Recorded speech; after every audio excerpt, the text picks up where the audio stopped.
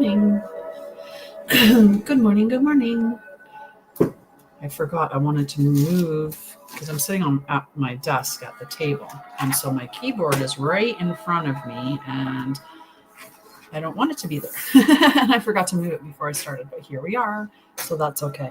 I have announcements. And I want to say them at the beginning of the live so that it'll be at the beginning of the recording on YouTube.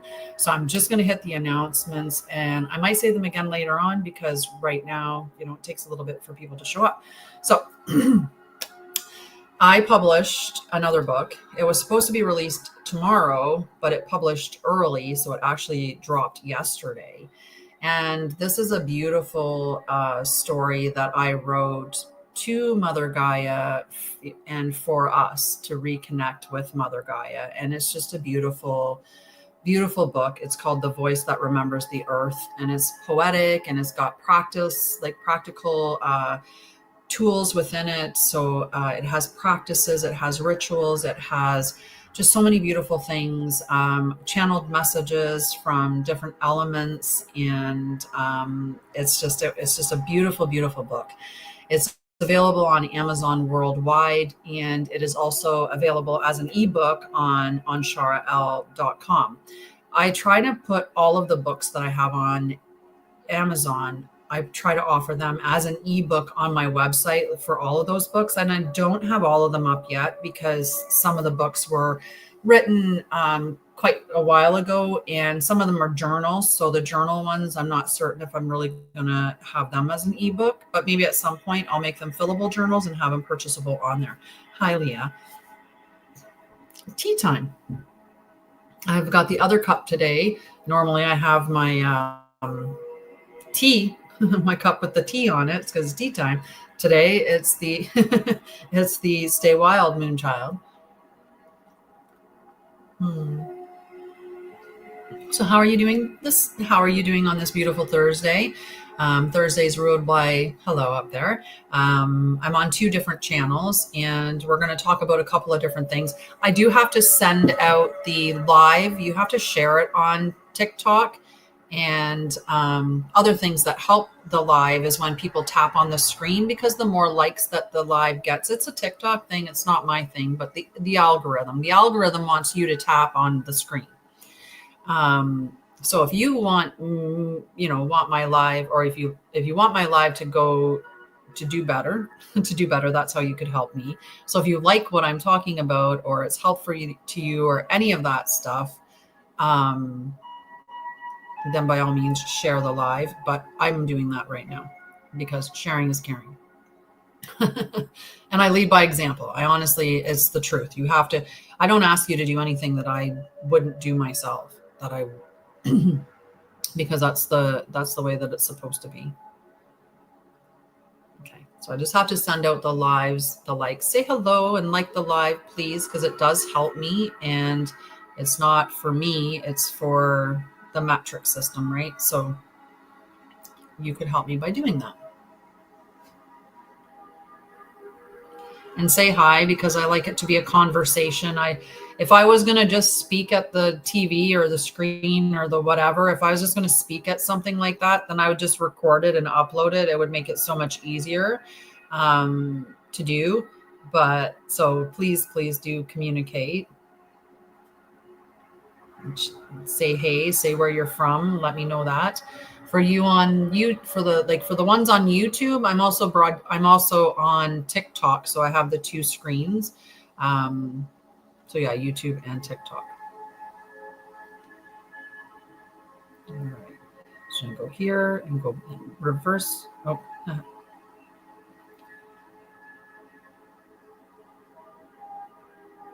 I think I've got everybody. I think I've sent out all the shares. So someone had asked before, hi, beautiful. How are things going for you? I know that if we look in any country right now, you could look at it and go, oh my, WTF. Like, I think every single one of us can look at every single country out there for the most part. I mean, and maybe not 100%, but a high number of the countries out there. And we could be saying, WTF, like what is going on, right? And Grand rising love. And this is important, right? We want this to be happening because unless we know the truth, unless the truth is revealed, then it won't affect change, right? We'll just stay doing the same thing. So we need all of these things to be happening. But how are you doing? Because, depending on where you are or what's happening around you, you may be in a much more, challenging spot in the UK, right? And that's still the facts or the reality of what you're experiencing. And I'm lucky that, I'm in Canada, and where I am in Canada, and actually I live out in the country, and I have I have a well, so I have good water. Like things like that. So I'm, even though there are some spots in Canada where, it can be really fun. But it is also what you make of it. Like, how is your, how you're managing, how you're handling the energies, and, what you're doing to reclaim your sovereignty, how much it's the lies, right? The more truth that you know about situations, the less invested you are in participating in the show that's going on, which can be really handy, really handy. How are you doing, sweetheart? How are you doing, soul sister?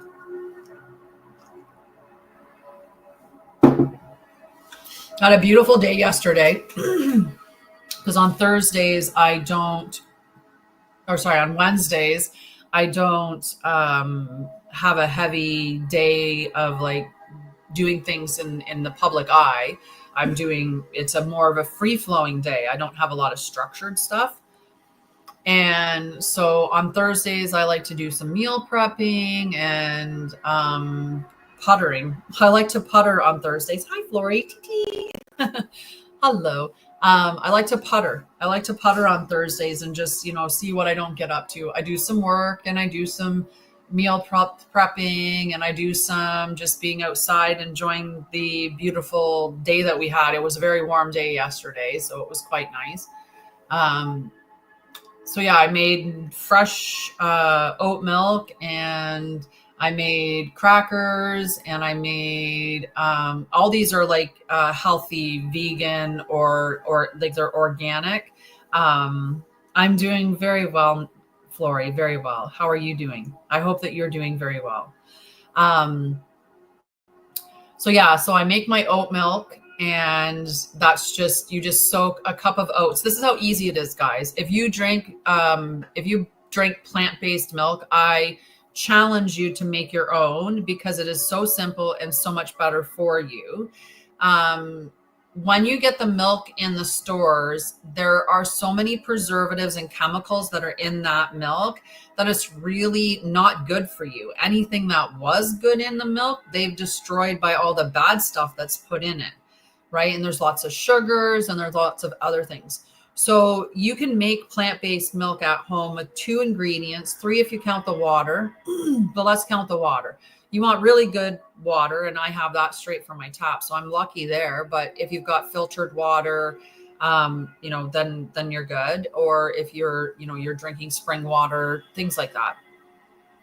So you've got your water, you've got a cup of oats and 4 cups of water. That's how much water you need. And what you do first, though, is you soak the oats for about a half an hour, and then strain them and rinse them, and then you put them in.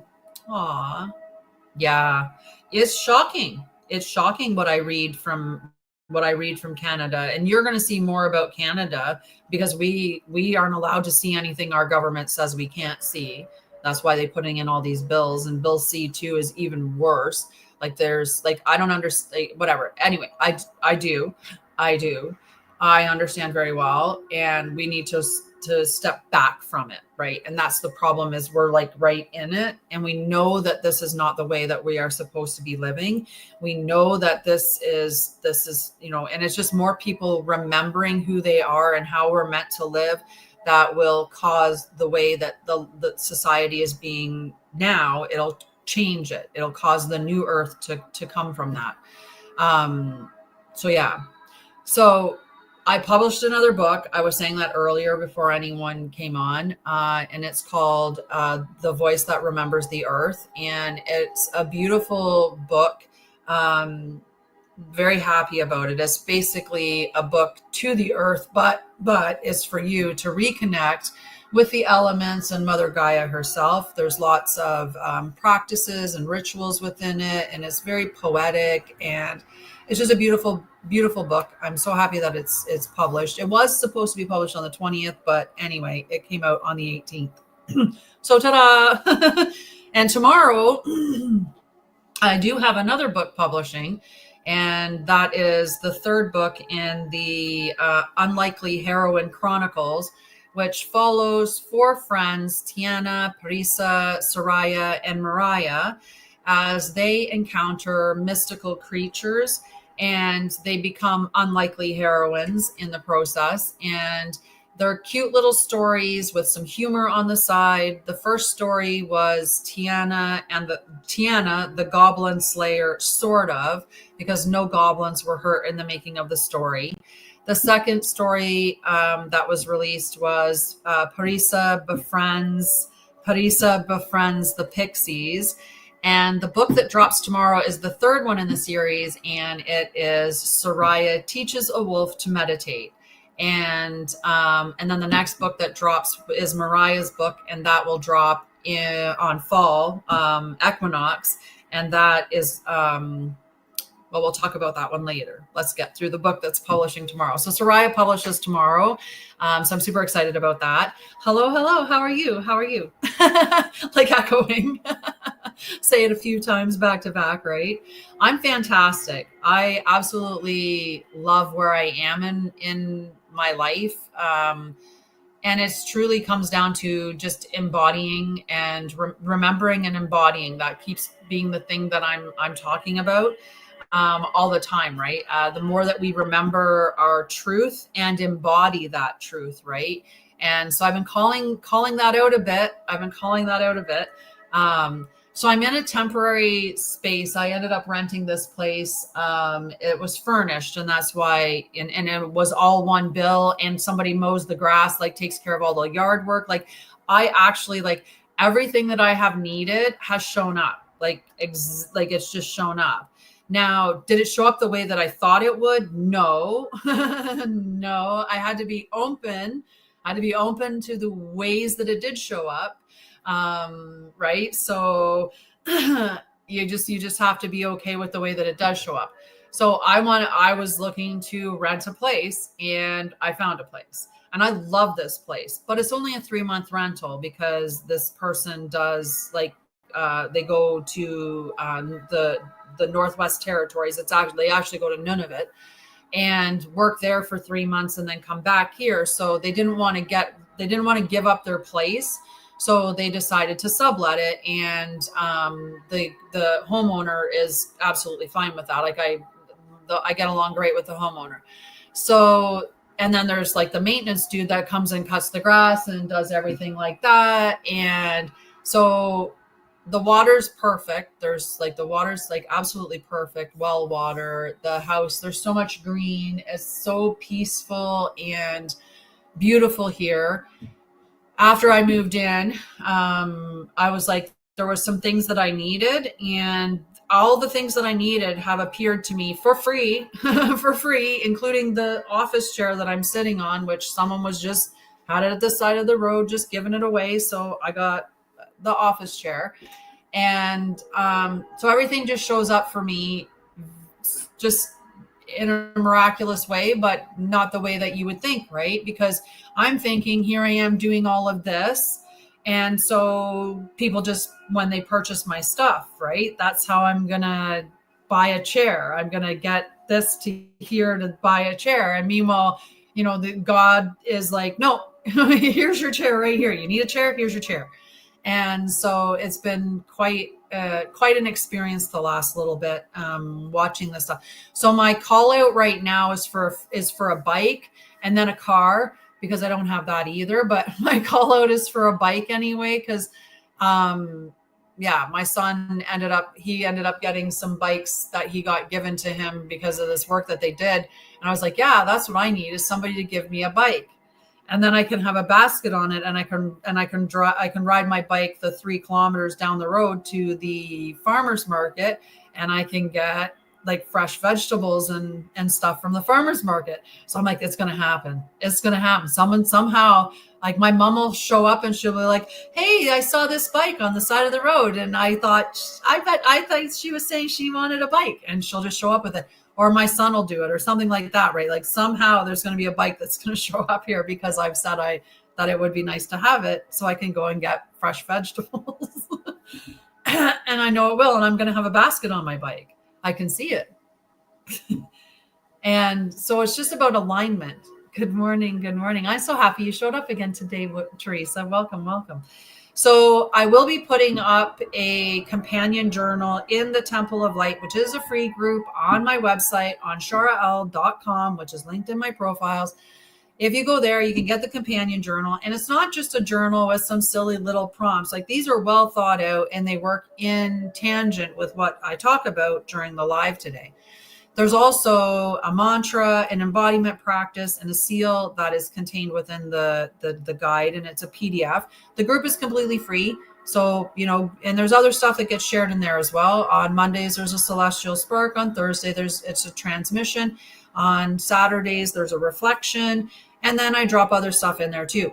When you move into my paid memberships, then you get discounts off of classes that I'm doing and stuff like that, which reminds me that tomorrow, I will be doing on solstice, the Sacred Union class. You do have to register for this. It is free, but you do have to register on my website for it. It is being done from 7 to 8:30 p.m. Eastern. So it's in the evening. For me anyway. I don't know. You could be in the UK and it might not be evening then. It might be too late. If you sign up for it, you get a guide for free. And if you attend, you get another guide for free. The whole thing's free. I am doing a class from the 22nd to the 24th. And that class, through that space there, is a paid class.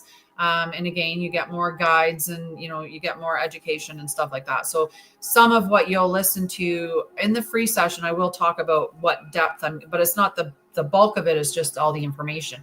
And I ran this once before, but because I moved, because I was moving right at that time, it was just such a challenge for me. And even this time, because I've moved, I might end up redoing this again next month at some point. Hello, love.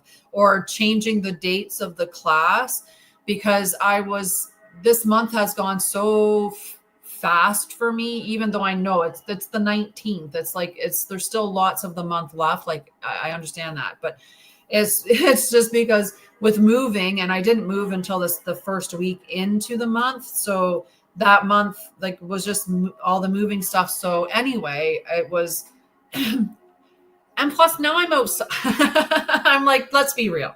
A big part of it is because I just spent a long time living in an apartment that was really, really tiny. And now I'm living in a house that has a backyard, and I've got vegetables that I'm growing, and I'm, making food in a big kitchen. So I'm able to cook things again. And and it's been just so nice to be able to do these things, like really embody the way that I wanted to embody life. And that's what we're all meant to do. It was hard to do it in my mom's place because it was so tiny. And, it's my mom's house. Like, in order for me to detox her house, it would have took quite a bit because, she's established. It's the way that it is. And I'm also not going to make my mom make big old changes and stuff like that. Like, that's just no. So anyway, it's been much easier to embody that. I didn't buy anything for it I didn't buy any food for the house that wasn't good for me, that wasn't organic or holistic or, TT. I don't even have any meat in my freezer. It's just, and that's your viewpoint as your viewpoint on the way that you think that you need to eat. I believe that the more trauma that we have, the more that we're willing to eat processed food, and the more that we're willing to eat things like meat products, and the more that we heal and remember who we are, the more that we naturally shed eating specific things and move away from it. Now, I'm not a vegan, because I do eat eggs, and I do eat cheese, although at some point those things I might phase out. I don't know, but at this point in time, I do take those things. I am making the move from milk to plant-based milk, but that's more because of what the lactose does with creating mucus, right? So you could get lactose-free milk, which would have the same thing. Plus, unless you're getting it from a local dairy and you know where your milk's coming from, then it more likely is coming from a factory. And if it's coming from a factory, like, you don't know what they're doing to stuff anymore, right? So for me, I like that I can make plant-based milk in my own home and know exactly what went into my milk is, from investigating where I'm getting my vegetables or where I'm getting my nuts or seeds or whatever I'm using to make the milk. So it just feels a little more safe in these days, because we know they're putting stuff in everything. Today we're going to continue where we're doing the voice stuff, and today we're going to do, the episode is called The Sky Holds Our Prayers. And I think that it's important to talk about prayer and what prayer truly is, because we get a lot of misconceptions about it. And so that's going to be the episode. We're going to talk for a little bit. And someone mentioned cards the other day, and I said that I would get them out. I'm not going to get into doing cards like I used to do cards, because I felt like a lot of people that aligned with me for that, they came just to get a free card, and they weren't, and that's not what I'm here for. I'm here to speak on truths and to teach you, to help you, like a guide. That's it. And that's why I'm making the school. Like Anshara'El is a mystical school. That's exactly what it is, right? When we came here before, we went to mystic schools. We went to that stuff. Okay, so we've got the Eight of Wands. The Eight of Wands usually speaks about a lot. They're hilarious glasses. I like those. Could you imagine me rocking them around town? TikTok and their gifts. It's hilarious. All right, so we've got the Eight of Wands, but the Eight of Wands in the shadow seer position. And I'm using the animal ones today. So the Eight of Wands is about speed, right? There's a lot of speed that's happening. And it can be challenges as well. This card here, like, I feel like I'm going to see what other cards come up. There's a message coming through, and I'm just going to channel in a minute anyway. So these cards are just for fun. Look at 8 in the room right now too. All righty. What else do we have? So the Eight of Wands in shadow can be speaking about delay. I feel like the sense that I'm getting from it, though, is that there's almost like there's so much going on around us, and it's really hard to keep your head above the water. It's really hard to fly above the fray and stay above all the noise, right? But that's what we've got to do. There's changes that we can make. Someone, my friend and I, Carol, actually, we were talking about this, and we were like about the wings. Oh my goodness, so cute. I don't know what you mean by boxes. Like when you bring people up in boxes and stuff like that. I don't know about that. I've never done that before. So to me, it's giving that the energy of like all this stuff, because the bird's upside down, right? So all this stuff coming at us from every direction, all this stuff coming at us. And although you're staying in flight, is pulling downwards, right? So it's really about,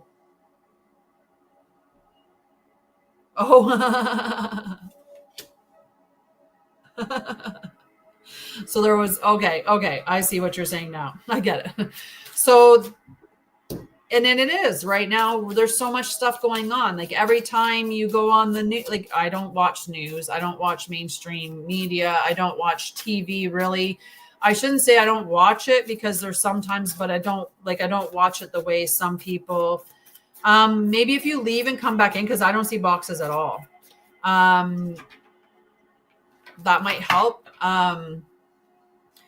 So I lost my train of thought. Hang on.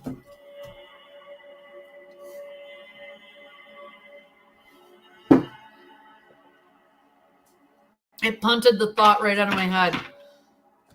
Yeah, so I don't watch mainstream news or anything like that. I am watching The Last Airbender, like Avatar, The Last Airbender, the cartoon one.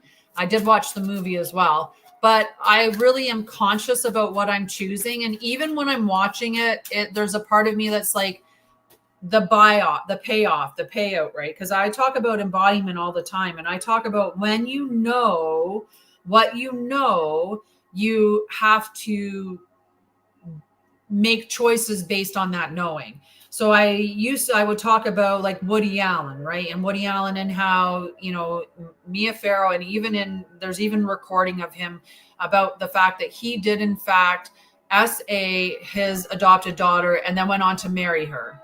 And I was just like, there's nobody should be supporting him. He should be in jail, and he should like not be working as a producer anymore. Like he shouldn't be a director or a producer or whatever. I think he produces.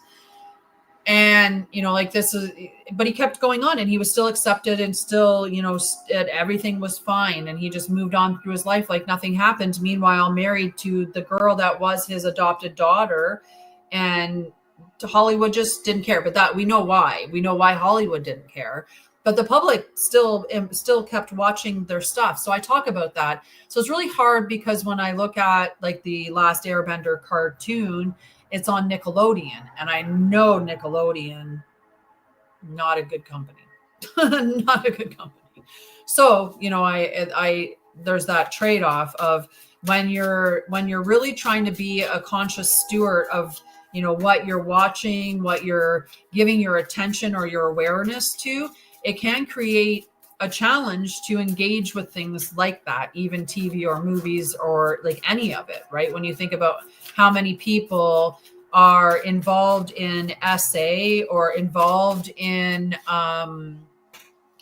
trafficking or involved in all kinds of like stuff, like, I mean, I can't talk about it on the air. So when we're looking at, well, who's in the movie, and we're like, oh, that person, or when you follow the trail of who else is benefiting from the movie, you're like, I'm just putting I'm just putting money into the hands of criminals by that way. So that's where we have to be conscious, right? And that's when it almost makes sense to just turn the TV off. But we're still getting inundated with information from all around the world. And you see that coming at you from every direction, right? It's all over the place that the information is coming. And for us to stay above the fray and stay disconnected from it, because we're not meant to absorb it. We're meant to look at what is happening and recognize that's not the right way. That's not the way that we're meant to live. That's not the way that we're supposed to treat each other. That's not the way that we're supposed to, behave with Mother Gaia or interact with Mother Gaia, treat her however you want to categorize it, right? When you look at things like this is the insanity of the world.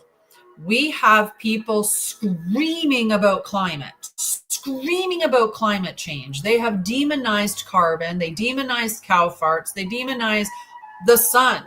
They are putting chemicals into the air and into the water and into the soil and into everything, and screaming climate change and making us pay money for that, right? Making us pay a tax. We pay carbon tax in Canada, which we are carbon life forms. The plants need carbon to survive. Without carbon, everything dies.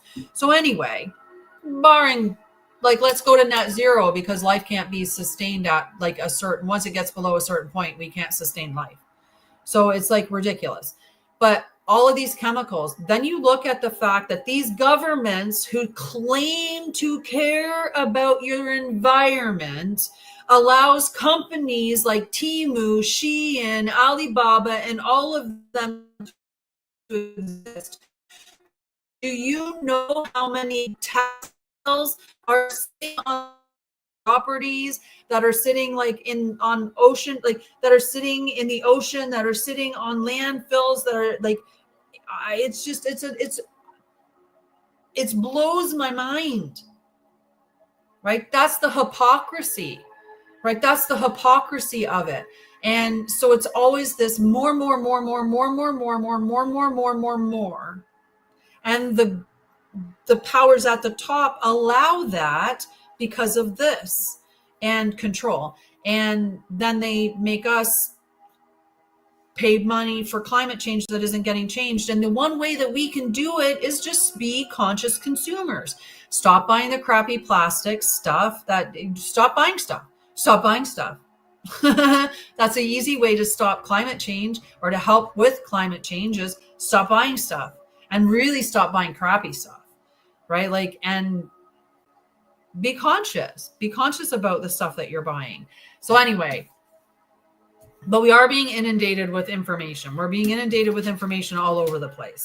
We are being, and that takes a toll, right? For us to step away from all of that and not allow it to affect us. All right. We got the Six of Cups. The Six of Cups also in the shadow. And I think that a lot of people are being very nostalgic, but you're not meant to bring the past into, you're not meant to relive everything. And sometimes we'll see the cycles too, right? We get the cycles happening, but we're meant to be spiraling in this way, right? We're supposed to be elevating and working through our stuff.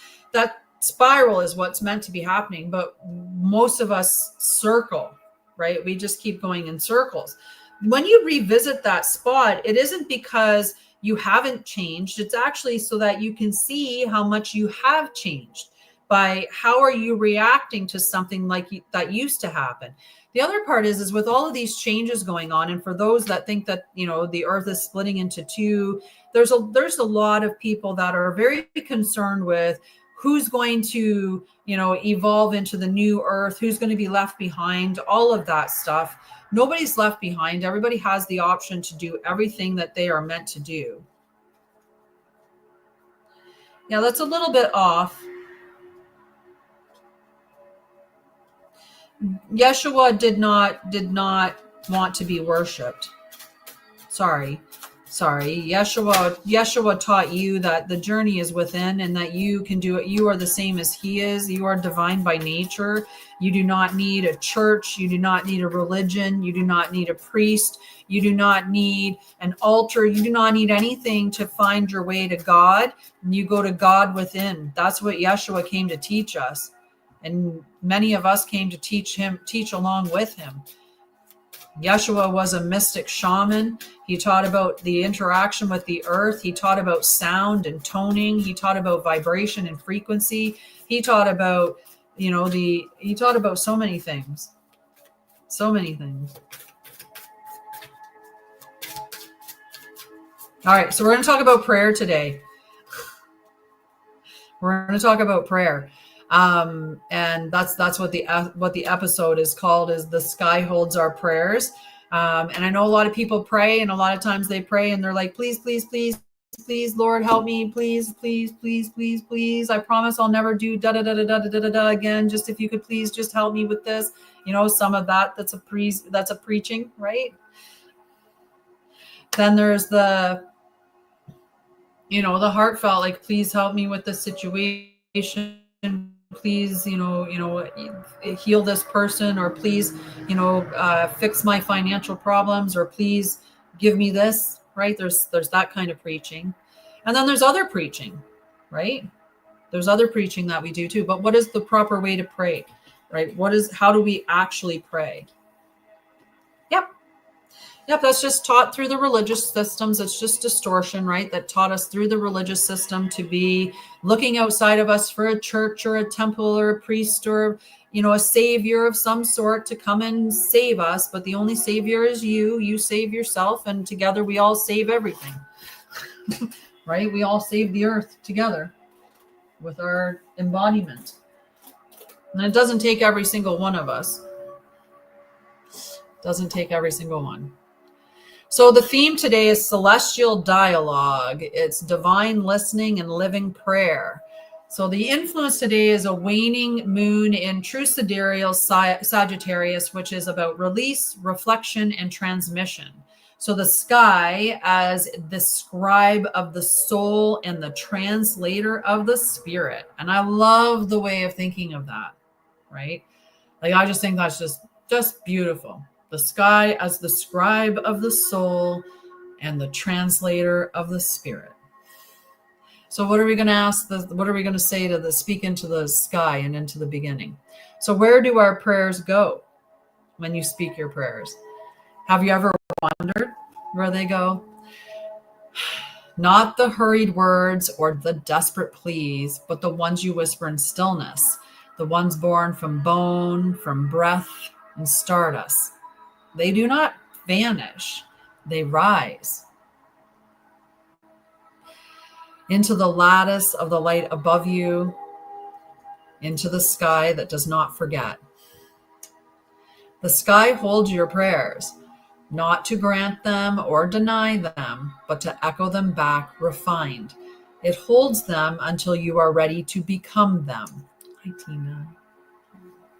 The sky is the scroll and you are the scribe, and what you write will never be lost. Tonight we remember, or today actually, we remember that the breath can be a prayer and every prayer can be a bridge. Let the sky hold it, let your soul speak it, and let your voice rise. So we're going to talk about the structure of living prayer, what it is and what it's not. So what is prayer not? Well, true prayer is not rooted in hierarchy, groveling, or externalized dependence. It does not originate from desperation or bargaining or attempts to manipulate. It's not from those spaces, right? It is not a programmed ritual done to earn favor or secure protection, right? And some of us, see, Cass agrees very much that it's not for that. It's just my neighbors are outside in their car. He hasn't met them yet, so until he meets them, he has to bark at them quite loudly. He's like, he really wants to meet them, but apparently his barking has made them a little bit concerned that he's a danger. So I'm just looking because I'm making sure that, just give me 1 second. I want to make sure that it's not somebody heading up to the house.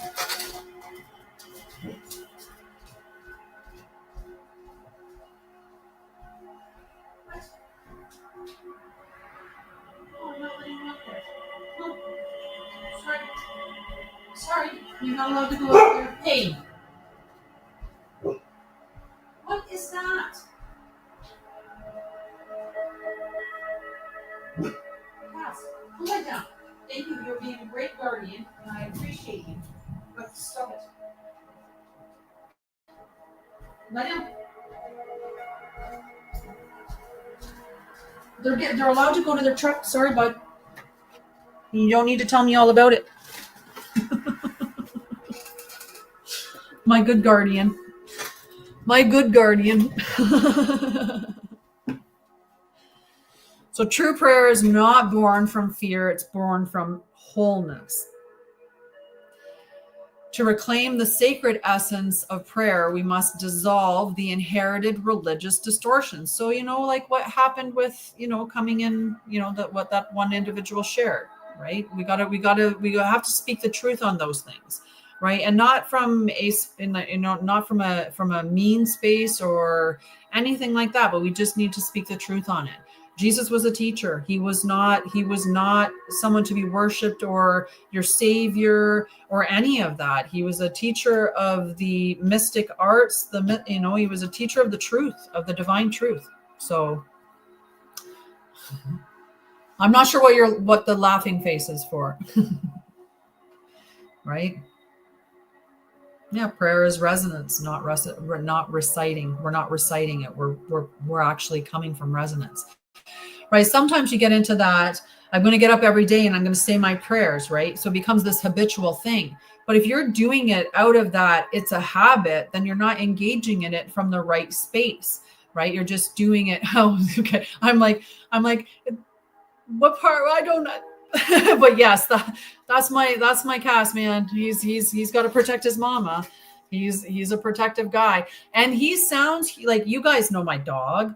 All these people that have been here for a while, they know my dog. He's a golden potato. He's just a golden potato. He's just the you're more likely to get a licking from him. Although, as a single woman living by herself in the country, I don't tell people that. I don't tell him he's a big teddy bear. I tell him that he's good with you as long as you ain't trying nothing on me. If you're good to me, he'll be good to you. But if you mess with me, he's going to mess with you. And you don't want that. So, and I think he would anyway. Like, I'm pretty certain he would. He's my guardian. And, like, I'm certain of it. But he is a big teddy bear. Like, I think he'd sell me out for a steak. He's food motivated. Like, I feel like, yeah, he is.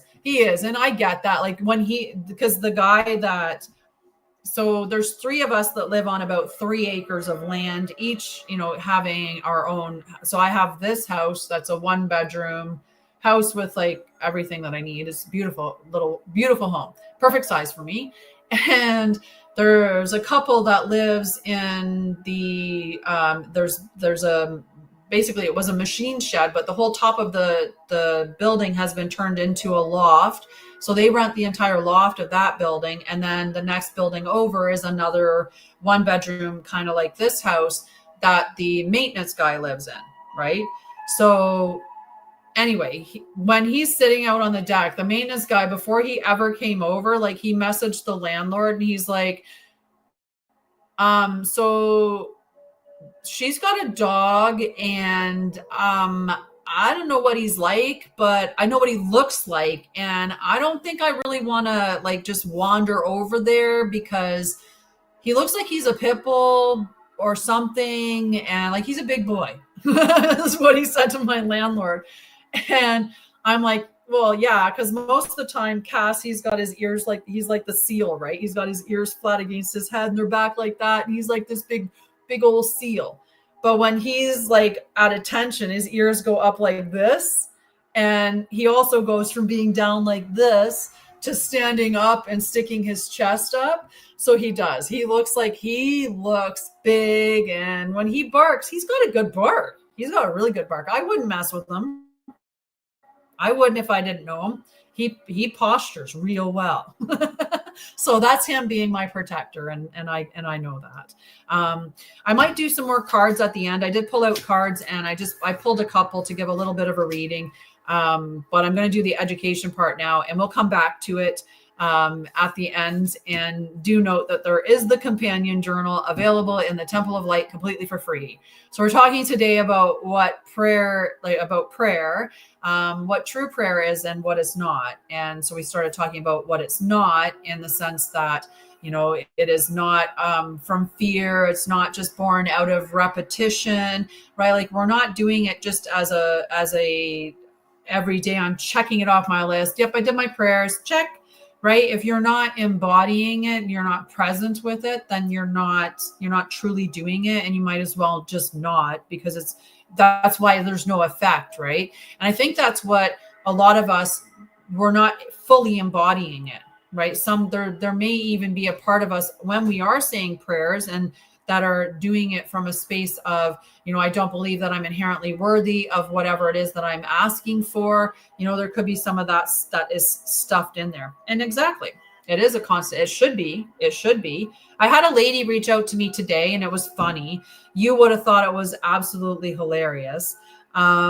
She had connected with me on my one post and she's like, oh, I've been trying to send you a friend's request. Hello, love, North Vancouver. I lived in Vancouver. I was actually talking to my friend about one of my experiences. I lived in British Columbia for about 10 years of my life.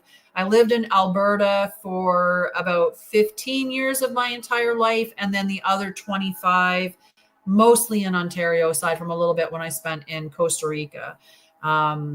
So there, now you know where I've lived. Everywhere. Just kidding. Welcome. So I do that and then I lose my train of thought, which is, it happens. But I was telling my friend about that.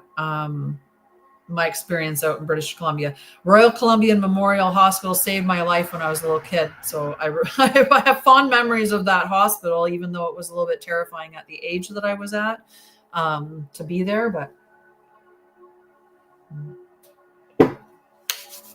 all right, back to our prayer.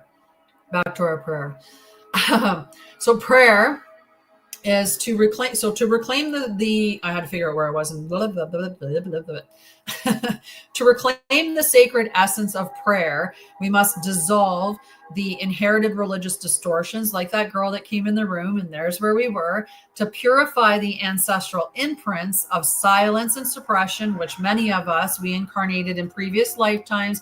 And even though we're here on false contracts, because we looped through in a false contract, right? We would have came out of that. Say we had a religious lifetime, and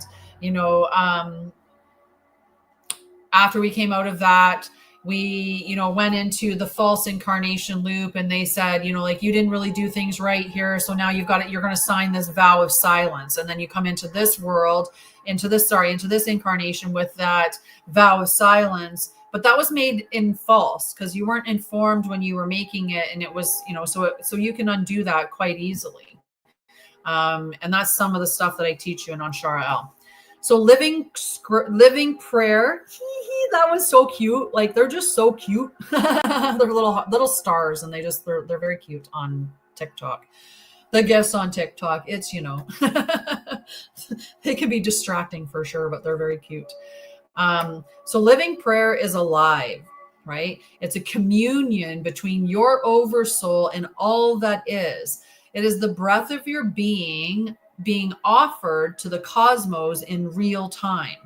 It arises unfiltered. It is infused with awareness and clarity and the frequency of your truest essence. So it's being in alignment with you and speaking from that seat of your soul, really, right? When you're embodying you call your oversoul in and you commune with God, it's coming from such a connected space that it is a sacred union between heaven and earth, between you and God.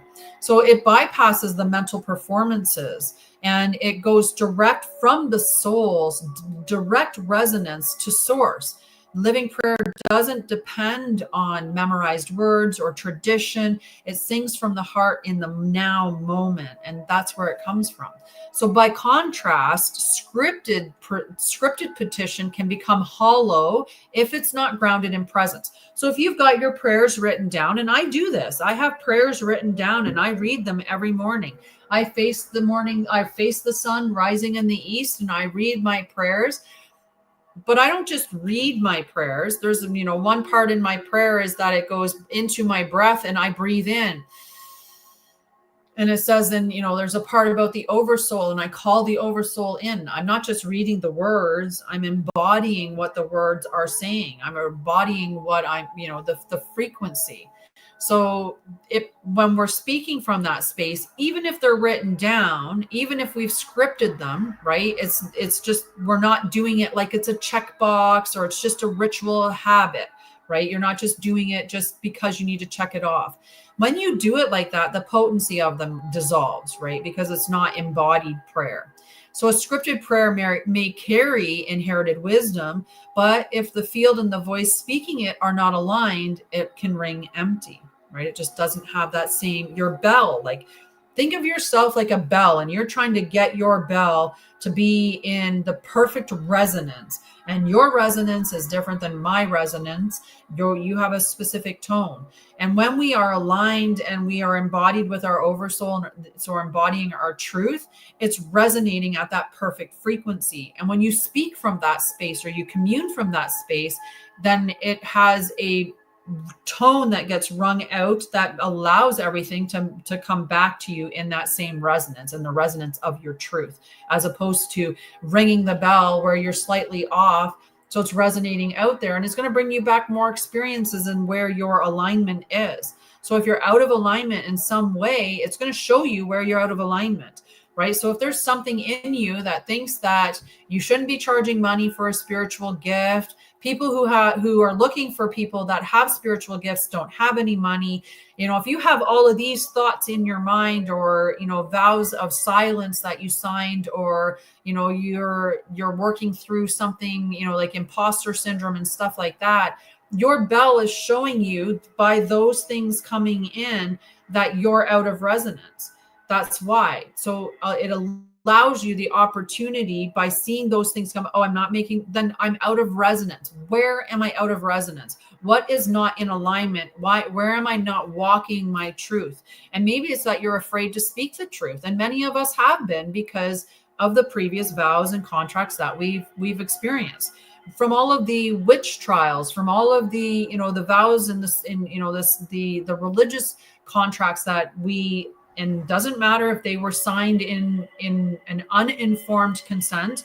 It doesn't matter. That means that you can clear them very easily. But if you're not aware of that, or aware of how to clear them, then you're still operating under them, right? You're still tied to them until you clear them. So acknowledgement is and remembering or knowing is the first part of the equation, and then doing the practice. So the whole path of ascension is literally remembering and embodying. It's those two things. I got to remember the truth, and then I got to embody it.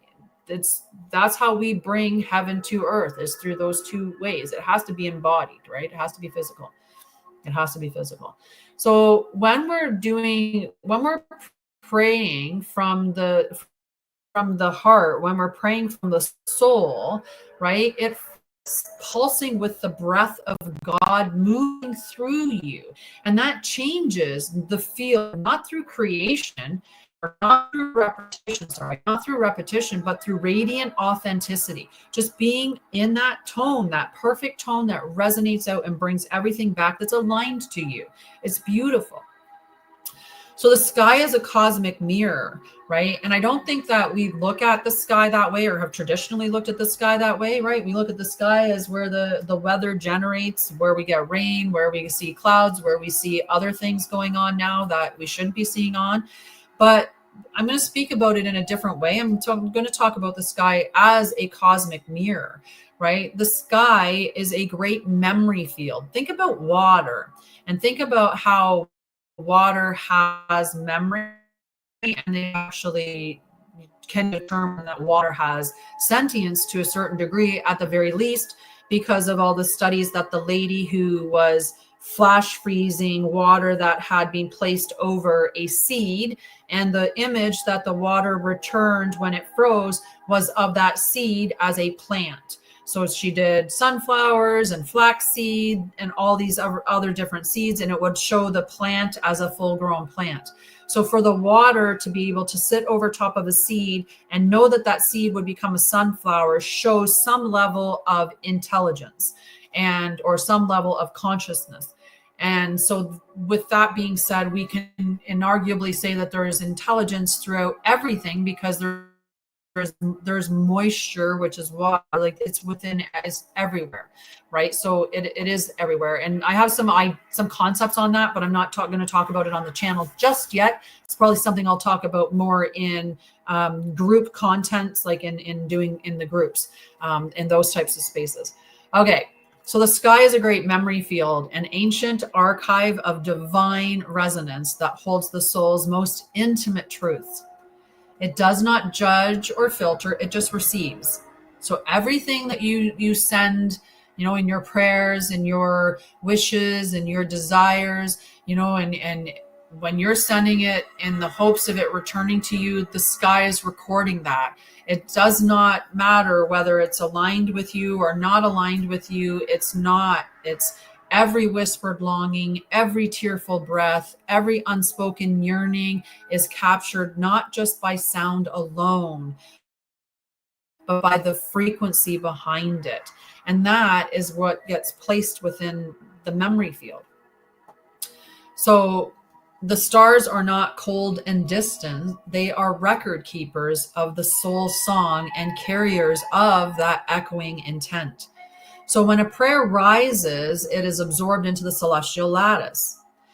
This is encoded as a harmonic imprint. Sorry, I'm on a chair that swings, so I swing a lot when I talk. If I was to be on the phone, I'd be walking around the house. I like to walk when I'm talking or move when I'm talking. It's probably my acronym that they gave me, the neurospiciness, that makes me do it, but it's a swingy chair, so I'll sit and do this. So if it does annoy anybody that's watching, I do apologize. I don't know if I'll stop myself from doing it, because, I'm not bothered by it, but I just realized I was doing it and I should speak on that. Okay, so it's the harmonic imprint. The sky gently mirrors what we most deeply mean, even if our spoken words fall short. The feedback is not rejection, it's reflection. And we might not like the reflection, right? We may not like that what's being reflected back to us because we haven't been clear with what we're asking. So the cosmos is just showing us what remains incomplete or out of alignment so that we can become clearer vessels, right? It's what I was talking about within that. You're remembering and embodying. And when you remember, you have to bring it into real. You have to actually practice it. That's how we seed it into the earth, right? Is through the embodiment of it. Remember it and embody it, and then stay in the alignment, because that's how you're going to ring your bell in that true tone that you're meant to ring it in, so that what is meant for you in your highest alignment is going to come to you. As it stands, you're just an out of tune bell that's getting things coming to it that's out of tune with what it truly, truly is aligned with. And you may not even realize exactly how magical the stuff that's aligned for you. Yeah. Yeah, absolutely. You should join us in the Temple of Light, Flory, at least for the companion journal that goes with this. There are paid subscription groups that are different levels that we do different things in. One day I'm just going to do a post on and talk about each of the groups and the different purposes behind them. But for anybody that has any questions about anything that I offer on my site, the best thing to do is just set up a free clarity call or send me an email where you can ask the questions more in depth. That would just be the best for sure. So the sky does not respond to performance. It responds to purity, right? This is our frequency. The more in your alignment you are, the more purity you're holding. So the more that what is returned to you is going to reflect what is in alignment with your highest good. Like, how are you not? I'm not bad at doing puzzles. Like I have. Okay, I was getting concerned, guys. It took me 3 tries to get the puzzle to work this time. And I was like, what happens if I can't do the puzzle? And I'm like, I'm pretty sure I know how to do it. Anyway, we got it. We're good. So the celestial field is interactive and alive, and it is co-weaving with your Oversoul's light signature in real time, sending back refined currents until you are ready to fully remember what you are truly asking for and who you truly are. And that's how we're going to align with all of that, is being in the alignment of who I am and the alignment, in the alignment with what I want. Then everything comes to you with ease. It's like I said here, I was looking for a chair and I was going to ask my mom to borrow hers because I have table chairs here, but it's an oak table and that would be uncomfortable for the amount of work that I do at a computer every day. So I was asking for a chair, and then I was just right there on the side of the road, given away for free. There was a chair. Now I could have got money. Someone could have purchased something and I could have went and bought the chair, but I wouldn't have bought a chair. If I got money, I would have spent it on something else anyway. So God knew if I wanted a chair, he was going to give me a chair. So he gave me the chair, right? And now I have a chair and I'm comfortable and it's a good chair. Like, it's a good chair. It's like, it wasn't junk. Like, it wasn't actually a good chair. Like I didn't have anything but like personal belongings. I have had no furniture. So the house that I have is fully furnished. That part. I didn't have any outside furniture. The maintenance dude gave me a table and 2 chairs. My mom got me 2 lounge chairs plus a folding chair. The guy that lives here gave me a lawn chair that I could take with me somewhere because it's like you carry it as a backpack. So I got all kinds of outdoor furniture. My outside is all set up. Like, it's beautiful. It's an outside oasis. And I didn't have anything. I didn't have anything. But it just kept being given to me because I'm in alignment. When you're in alignment, it shows up so easily. And I'm telling you from experience, from lived experience of that. I've been like pushing a rock up a hill for 4 years. I stopped pushing the rock and just started embodied my truth, and everything just started showing up for me, and I don't have to push or pull or anything. I make money, and the other day I used to have to hunt people down for like to get them to be in a group or something like that. The other day I was talking to somebody on the phone and somebody signed up for one of my membership groups. I didn't even have to have them on the phone to talk to them beforehand. They just signed up. And I was like, I made money without talking to somebody. I wasn't even doing anything, right? So embodiment, being in the frequency, your bell, we need to get you to that frequency. We need to get you toned into that frequency, right? Yes, we need to get you into that frequency. Sorry, I have to make that seeable. I don't know why that wouldn't been allowed on. I don't know why all the things get blocked on here or muted on here. It's kind of funny. It's funny. It's funny what they have muting on TikTok for language. So why do some prayers echo instead of land? Well, prayers that echo are not failures. They are reflections, right? It's just reflecting back to you where you're out of alignment. So they return to us because something within the offering was misaligned, incomplete, or incoherent, right? So if I'm sitting there and I don't even know what to ask for, that's like going to the restaurant and not knowing what meal to ask the chef to make, right? If the waitress comes to the table and they're like, what would you like? And you're like, I don't know. How are they going to serve you the right meal, right? So that's obviously one, it makes sense. If they come to get your order and you're like, I would like a fried and some salad on the side, you're not going to get a complete order. You're going to have things that are misaligned because you weren't clear with what you were asking for, right? It was incoherent. It didn't make sense, or it wasn't in alignment with you because you're out of alignment, right? So you could be sitting there going like me. I was like, I just want to help people, and I'm going to help people with trauma, and I'm going to help people with mental health, and and I'm going to heal people. And I kept doing all of these things and grabbing onto this course and that course and this process and that process, and it wasn't in alignment with me. Yeah, it was slightly off. It wasn't my exact truth of where I was meant to be aligned, because it wasn't about helping people with their trauma. It was about helping people on their pathway of ascension, in guiding them in how to remember who they are and the truth of how we're meant to live. So remembrance and embodiment, that's what I'm meant to teach and bring these truths to the world. So until I was willing to embody my truth, I wasn't able to be aligned enough for the stuff to show up for me. And if it had have shown up for me, I'd be doing that instead of this. So I wouldn't be doing what I should be doing. So that's when things don't show up and you're like, am I doing something wrong? No, you're probably just not in alignment somewhere. There's something that you're holding on to, or you're not being clear in what you're asking for, or you're not asking for it. You're incomplete in it, or incoherent in that communication of what you're asking for, right? So you just have to get more clear. So so sometimes the voice is fragmented, the emotion is ungrounded, or the intention is born from fear rather than faith, right? So if we're asking for financial help because we're afraid, right, that's not the energy that's going to resonate with that being returned to you. That fear is going to reflect more fear to you, right? Because it's resonating, or it's going to reflect something between that fear and where you're meant to be resonating.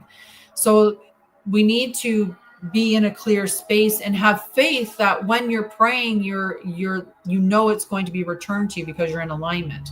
So when we pray from the mind as opposed to the body, or speak from pain as opposed to presence, then the field doesn't know what to return.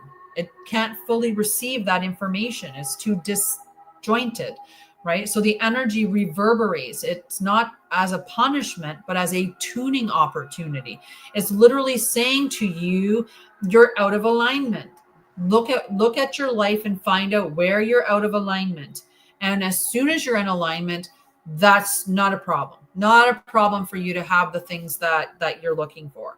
Sometimes people are holding on to the wrong person, right? They're just like, please, I want to, like, this person is my person, and I'm, like, and they're praying for this person, and they're praying for a healthy relationship, and God's like, but that's not your person. That will never be your person. It can never be your person. And if you were being truly aligned to you, you would see that and know that, right? Yeah. Sometimes what we're praying for isn't right for us. It's protection. It's redirection as God's protection. And it's an opportunity for you to reflect on your life to see where something is out of alignment so that you can get back into alignment, right? And also to be praying from a sacred space as opposed to gimme, or I'm really, really afraid, or, in those types of disconnected spaces. So the cosmos responds to resonance, not desperation. And when all aspects of you, your thoughts, your heart, your body, your breath, your oversoul, all of it are unified as a single current of authenticity, then the prayer anchors. And then you don't even have to try. It's no longer a request. It just becomes a transmission. It's so easy. It's no longer a plea. It's a co-creation.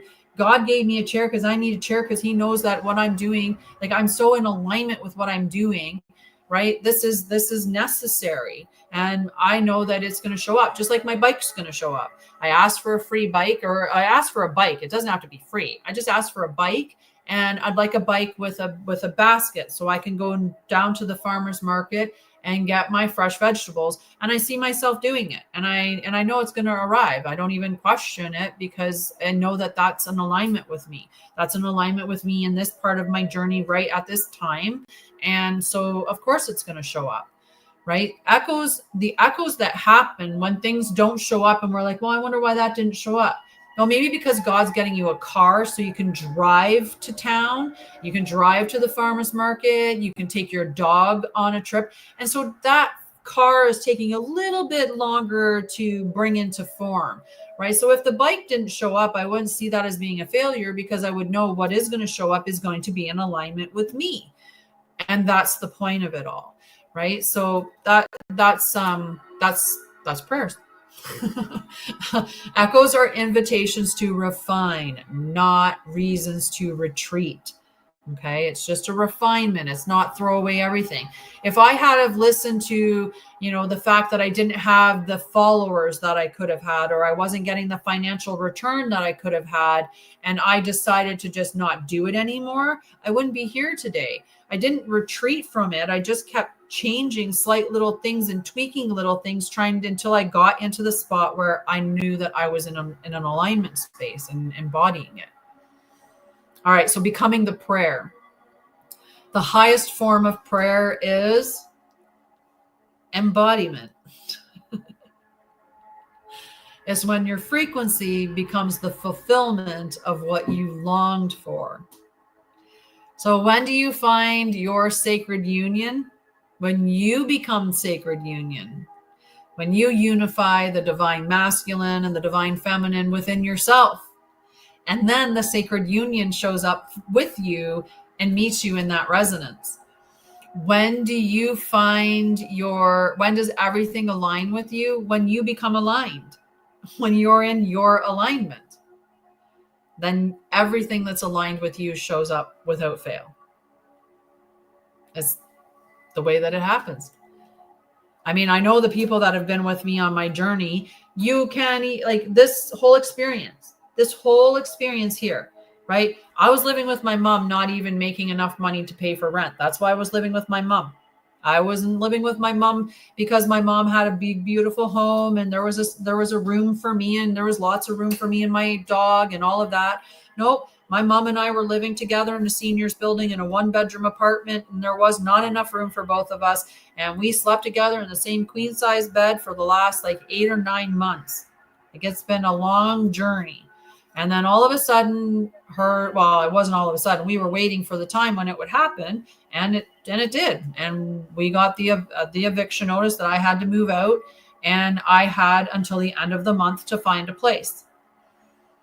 And this all came together, right? And if anybody's been renting, you have to go and you have to get a credit check and you have to do first and last, and you have to do all of that stuff. I didn't find something like that. I got a place that was furnished, that had everything I needed. It's all in one bill. Nobody asked me for a credit check. Nobody asked me for first and last. I just had to pay the rent and I'm in. And then 3 months from now, I move out and I'm on my way somewhere else, right? And I know wherever that's going to be, it's going to be perfectly aligned with me because this aligned with me. And so easily because I'm aligned with me, right? So it's the facts. It's the truth. It's not about manifesting like that. It's not about desiring and begging and pleading and wanting and on and on and on. It's about just remembering your truth and embodying it and being in alignment. So the things that are aligned with you show up with ease. That's it. It's that simple. But that's challenging because it's challenging. I get it.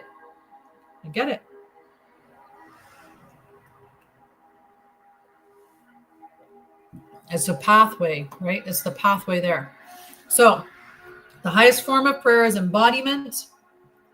It is when your frequency, look at that. You know what? That'd be cute. Like not a snow globe, but a sun globe. I don't know how you shake it and the sun circles around it, or I don't know. The star globe. You shake it and you get stars, twinkly stars. That'd be cute. So it's when your frequency becomes the fulfillment of what you once longed for. So to become the prayer means you no longer speak from lack, you radiate from completion. You don't ask for peace, you anchor it. You don't plead for clarity. You carry it as your field. The words dissolve and what remains is just resonance. Right? You're just resonating from that frequency. Your body becomes the altar. The breath becomes the bridge.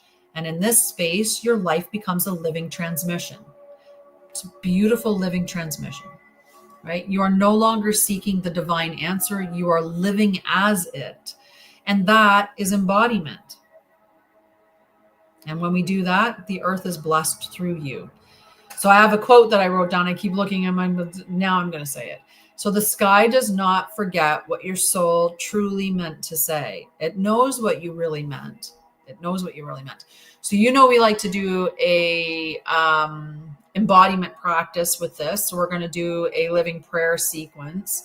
And if you were to do this at home by yourself, I would suggest that you have a candle. So I'm going to light a candle for us here. And this is my beautiful citrine one. It's a good day to have a good day. And I think that's a very beautiful message. And it has some citrine chunks in it. And yellow is a color for happiness or joy. So we'll light this one up. It can also be, and citrine's for joy, for abundance. Prosperity, luck. There, we've got a candle lit now. We'll set that there.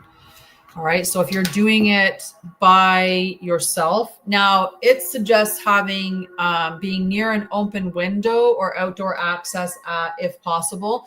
So I do have my screen doors open, a little crack. I didn't close it all the way on cast, and I have both my bedroom and another window open in the house. I'm not going to open the one behind me because the road traffic noise is quite loud. So you can hear it with the window shut. So if I'm not going to open it and bring that noise in. I see lots of green, and you in your space can be either out, maybe you're outside and maybe you're inside. Either way, if you can be near nature, perfect. And I can see lots of nature. I've made sure that my desk is sitting well, it's the kitchen table. What is, I positioned everything so I have green, and both sides is green, and then green from everywhere. It's perfect. All right, so we're going to do this breath sequence. I'm going to explain what we're going to do, and then we're going to do it. Okay, so we'll do it that way. So we're going to inhale through the nose and exhale through the mouth. And as we exhale through the mouth, we're going to whisper, ah. So we're just going to do it nice and soft, right? So we're going to be in, ah.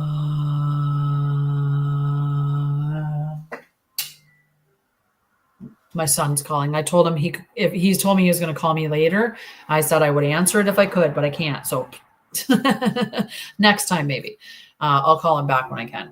And as we are breathing in, so a breath in through the nose and exhale with that, just a whispered it's not really loud or anything like that. Hello, love. We're going to imagine a light rising from our chest into the sky. Okay, so just seeing that light go right up into the sky, connecting us from our heart to the heavens above. Okay, so breath in, light to the sky. 7 of those. Okay, we're going to do 7 of those. And then I'll work you through the rest of it. So we're going to close our eyes as well and get ourselves into a really comfortable space while we're doing this. Okay, so let's get ready. Close your eyes, and then I'll guide you on the rest of the journey. And you're just going to do some visualization and saying some mantras with me. Okay. All right. So close your eyes, and we're going to begin that breath in through your nose, out through your mouth.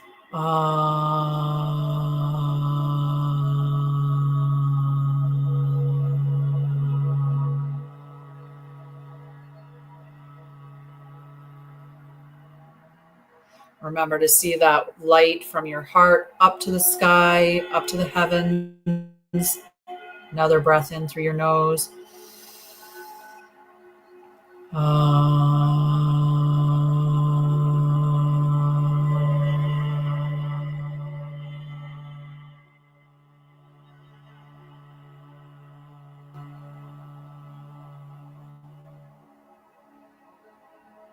In through your nose.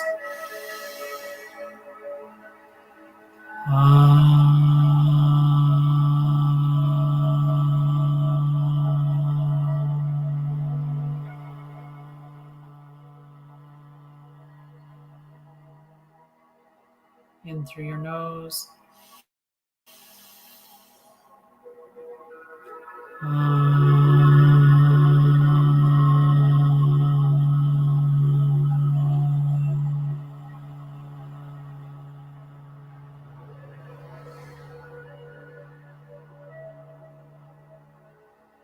In through your nose.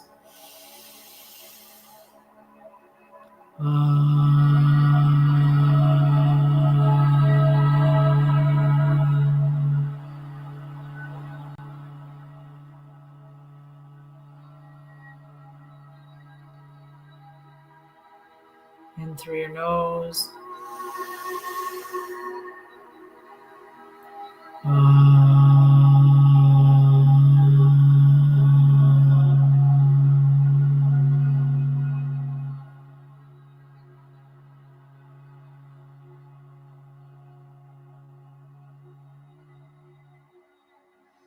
Continue seeing that light, white from your chest up to the sky. Last breath in.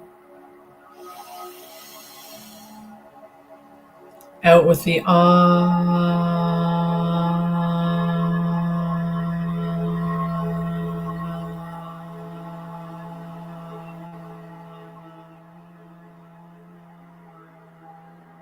As you breathe out that last you're going to speak aloud one sentence your soul wants the stars to hear.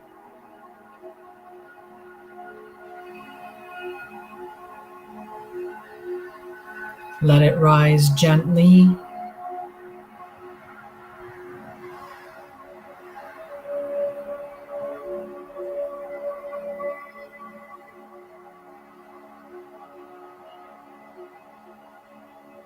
Ask silently, What do I already carry that is the answer to this prayer? Breathe and listen.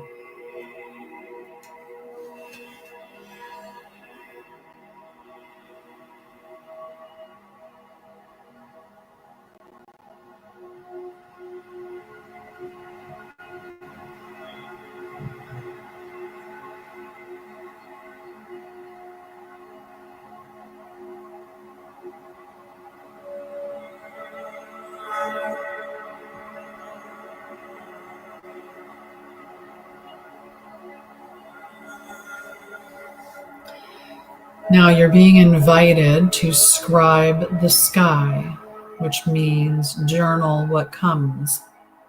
Not just words, but images, feelings, tones, symbols.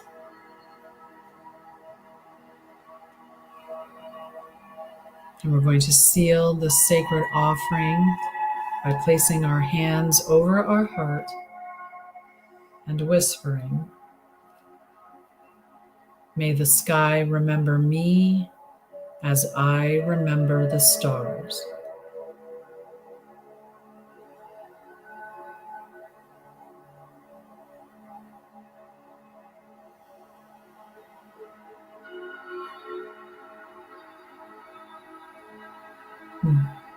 Perfect.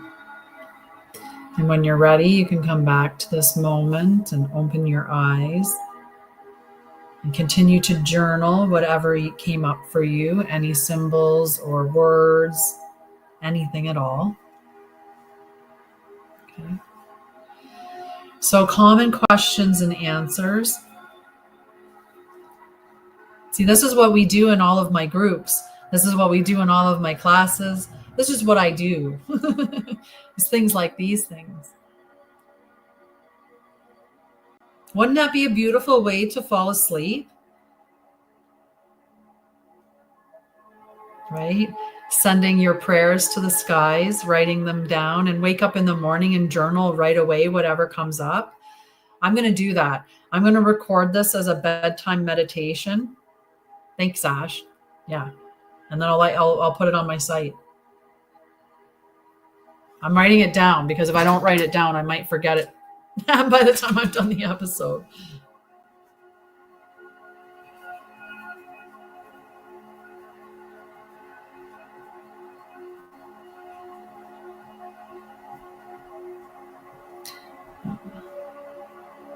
Trying to think what I'm going to, prayer.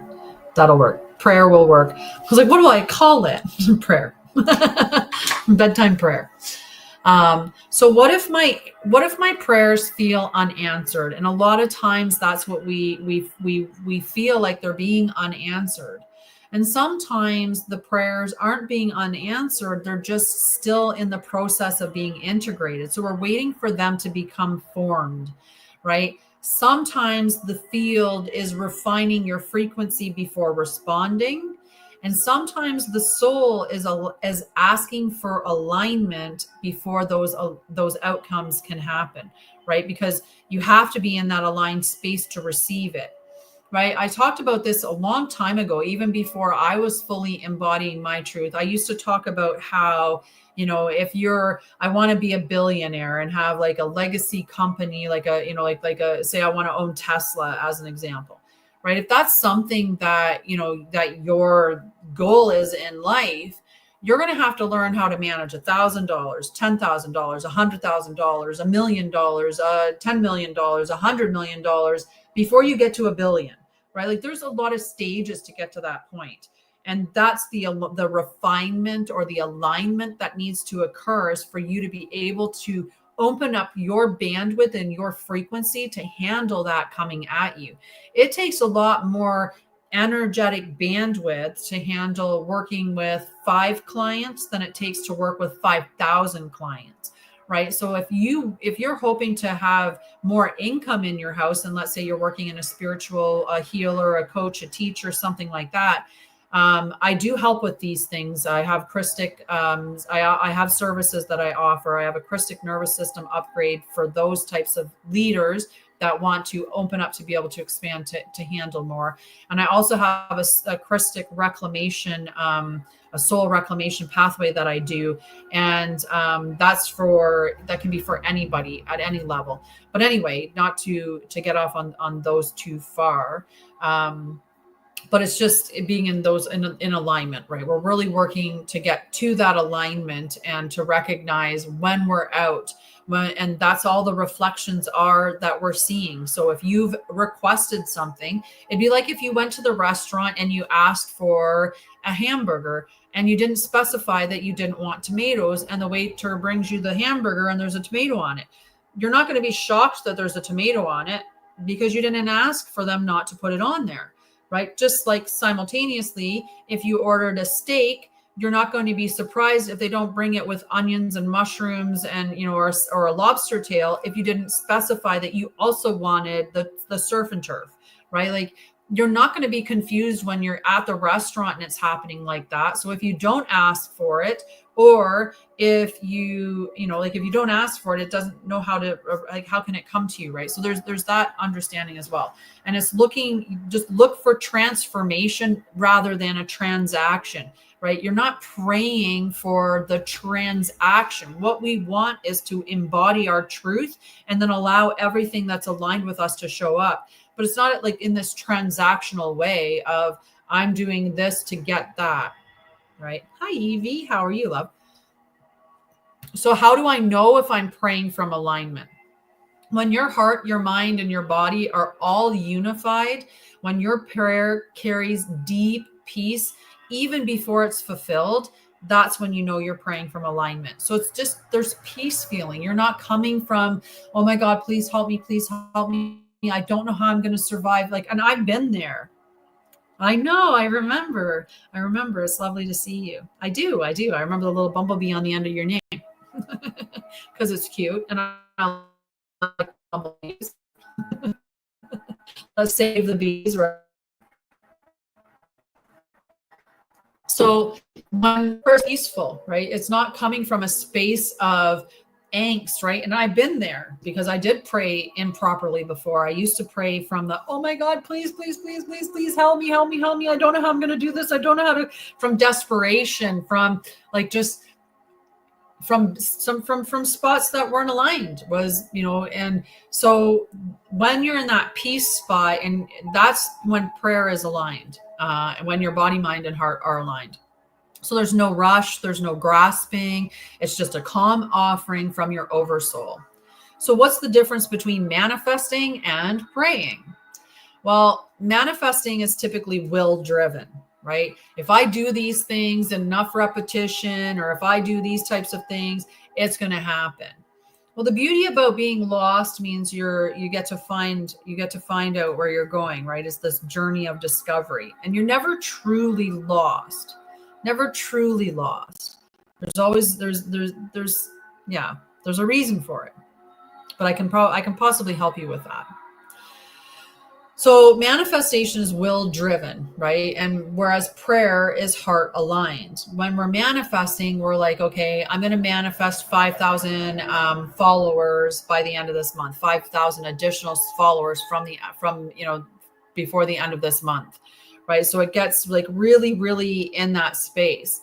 So when you're feeling stuck, there's some space, there's somewhere that you're meant to be moving, right? There's somewhere that you're meant to be moving.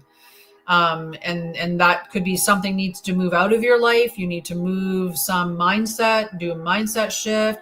There's something that's not in alignment that you have to move from, or that has to be moved from you, or some movement that needs to be made, right? That's the opposing energy to that stuck. And everybody, at the end of the day, you know what's not in alignment with you. You know what you are, bartering with, where you're making agreements, where you're settling or where you're sacrificing and stuff like that, right?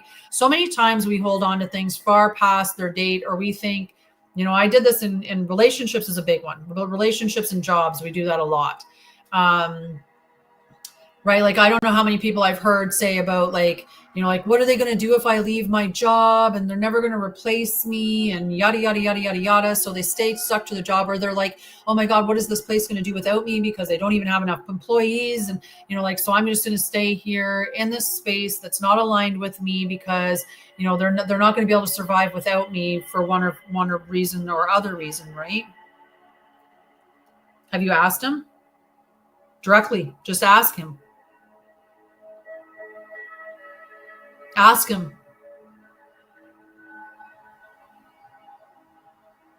And what do you want from you?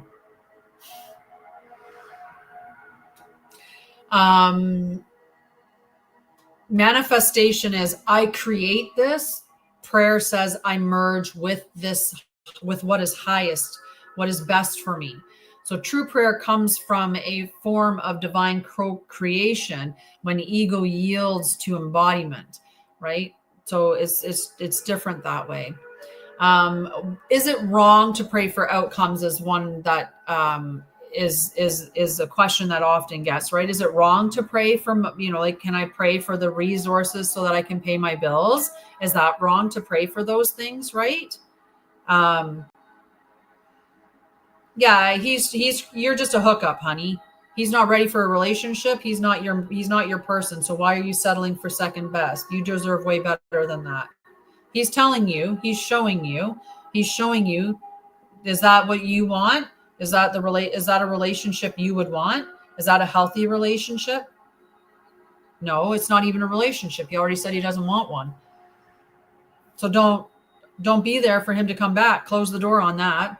Yeah, that's a boy. That's a child. That's not a man. You need to create sacred union within yourself. So little boys like that don't make you think that you should stick around for them. Because you don't need that. Nobody needs that. Right?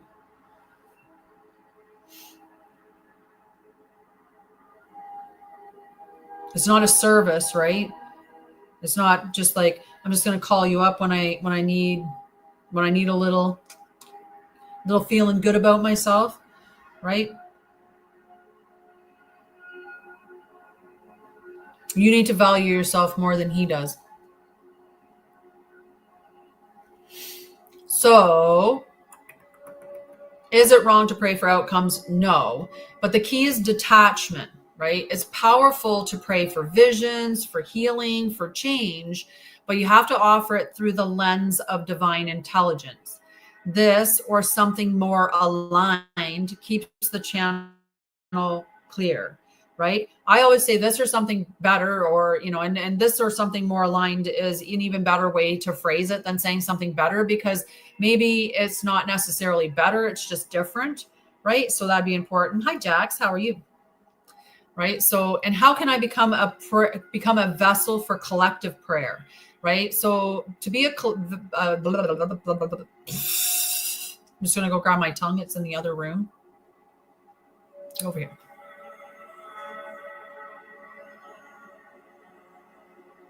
Nothing's ever wrong. It's a reflection. Right? It's just a reflection. It's telling you that you don't value yourself, or that you don't love yourself, or that there's some reason, and you know why, that what it is within you that feels like that person, there's somebody way better. The person that loves you is going to treat you properly. They're not going to treat you like a choice or an option, right? They're not going to treat you like, they're not like you're just being used. Like you're there. That's a boy using you, and you're hoping and praying that if he uses you enough, he'll determine that you're wifey material, or that you're long-term relationship material, while he goes and does whatever the heck he wants with whomever he wants, because he's just a child right now. And it's not that he's not ready for a relationship. That's where you have to be very, very, very clear with yourself. He doesn't want a relationship with you. He could meet the right girl tomorrow, or a girl tomorrow that makes him change his mind, and he will. But for you, it's not. And he's just using you to get his ice cream without having to, pay for it. as long as you keep giving it to him. And you need to value yourself way more than that. The person that's out there for you is going to treat you like you are the only choice, not like you're an option. It's not wrong of you, though. It's just a reflection of healing that needs to happen.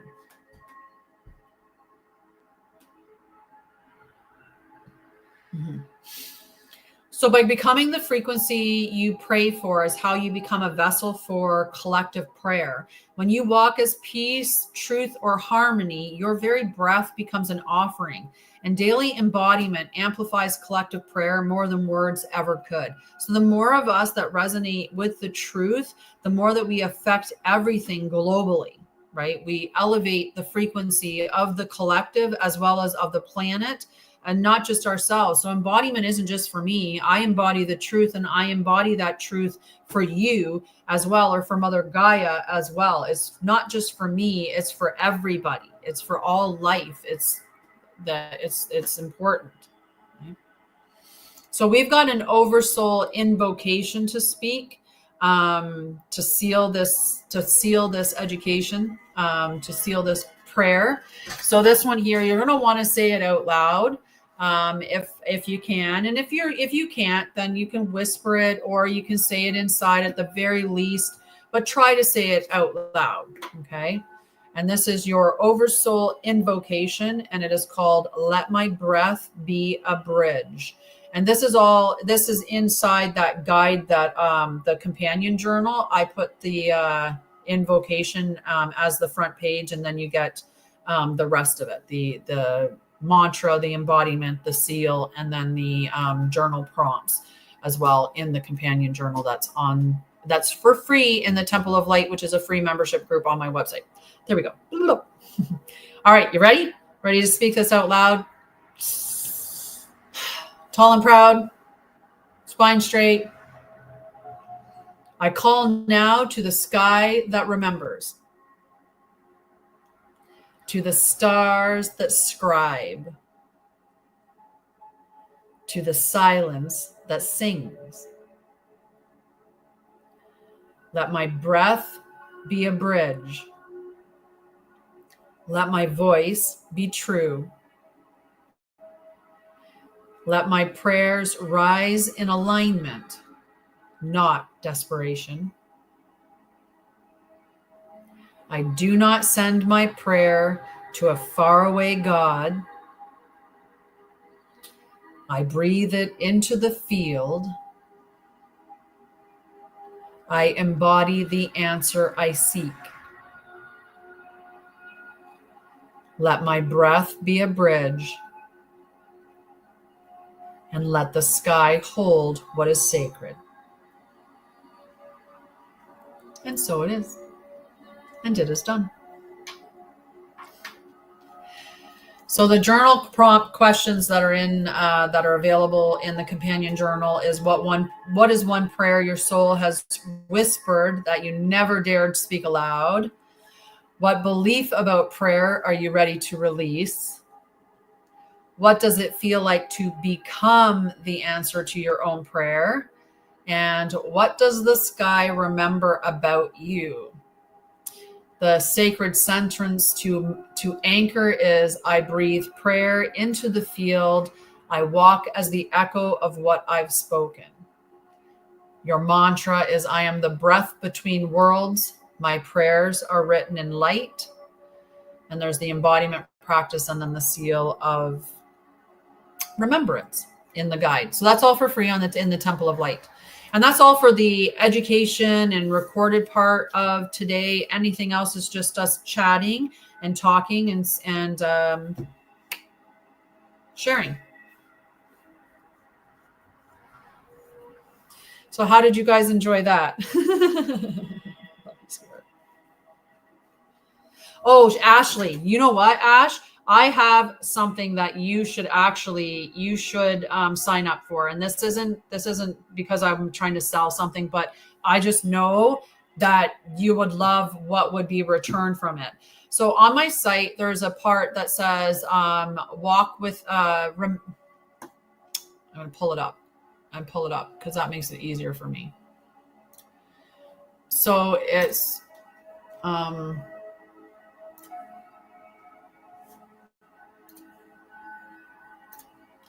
Walk With Me Now is what it's called on the menu. If you go to that one there, that's where it talks about these.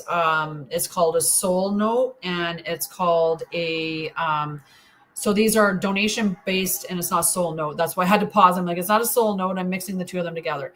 One is a soul letter. So the soul letter is to receive a transmission from your oversoul, so your higher self, channeled through my field, which is answering a question, activating remembrance, or restoring clarity. So when you ask a question, just make sure that you ask it in the note field. These are beautiful, beautiful letters. The first person that ever received one of these, her testimonial was that she had like absolutely no words to describe how beautiful that letter was. It was just, and she just thanked me from the bottom of her heart for that letter. And then the other one is the voice note oracle. So that's why I went to say soul note, but it's soul letter and voice note oracle. And this one is a message that's like a voice note that I record for you. That's around 7 minutes in length. It depends, but it offers divine guidance. It's intuitive clarity. And it also is an oversoul frequency just for you. So I have that conversation, and I'll channel whatever I can channel from your higher self and your guide team into a voice note for you. So I can give you past life indications, or I can talk to you about, I might channel things like next steps, like what your next steps are, like stuff like that. So these are reasonably, like, what the soul letter is $33. The voice note is $44. So they're more entry level ways to work with me. I mean, it's really to work with yourself, because I'm just a channel for that information for you, and I write it down. That's all. But it's just coming from you. And on that, because I just noticed that this thing said Sacred Union Insights. So tomorrow evening from 7:30 until 8 o'clock, I just have to keep checking. It is in fact the 19th. From 7:30 until 8 p.m. Eastern, I am running a free course called Sacred Union, and it's a solstice special. So I'm rerunning it. Carol was one of the members that was one of the individuals that attended the first free one that I did back on the 6th of June. So I'm rerunning it. And then during that free session, I will talk about what days I plan on running the class. And the thing is I keep talking about, like, I need to be talking about the class, but I keep time's just been going by so quickly, and I'm really enamored with my house and with embodying things. I made crackers. Yeah, no, definitely connect with me, Ashley. I know that, I'm sure that there'd be a really profound message for you. I'll be right. I'm just going to grab one thing.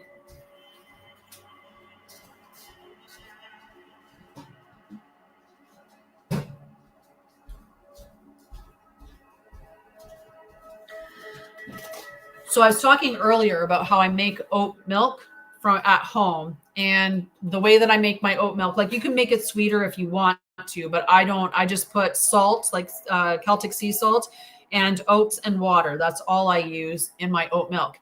When you're done, you get a pulp. You get a pulp from the oats.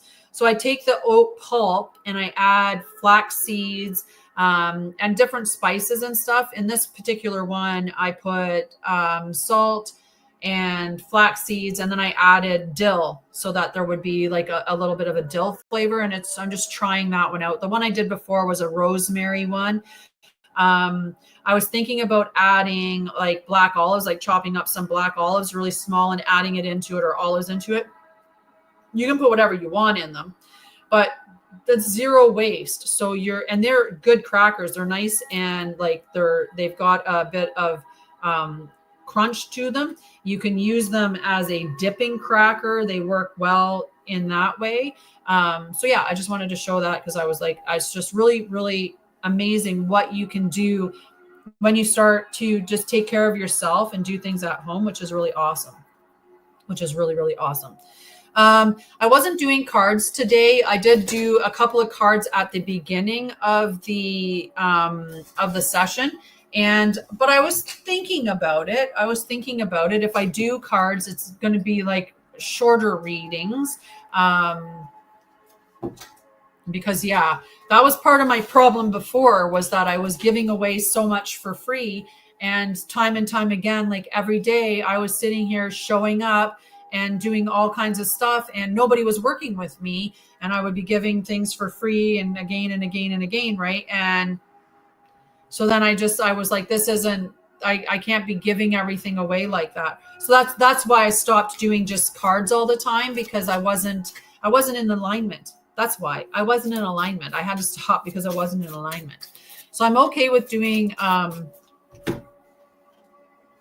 some messaging. But yeah, so I started doing more education and speaking on the truth, and working more with my higher self and channeling messages, and in that way more. I do it more in an intimate way. I don't tend to, I mean, messages come up all the time, and like quite easily they come up. Yeah. So what are you struggling with? What are you struggling with? Like, why are you stuck right now? Because we've been interacting for a long time, Ash, and I have for a long time been instructing you to come and work with me. And there's lots of different things that I do, lots of different price points, all of that, right? And I keep trying, and you keep coming here, and I keep trying, and and we've had calls, and and it's, so I don't want you to keep struggling. I don't want you to keep being stuck. And I feel like you have to make a decision to move forward and embody something, like do something more, right? Because so what are you struggling with now?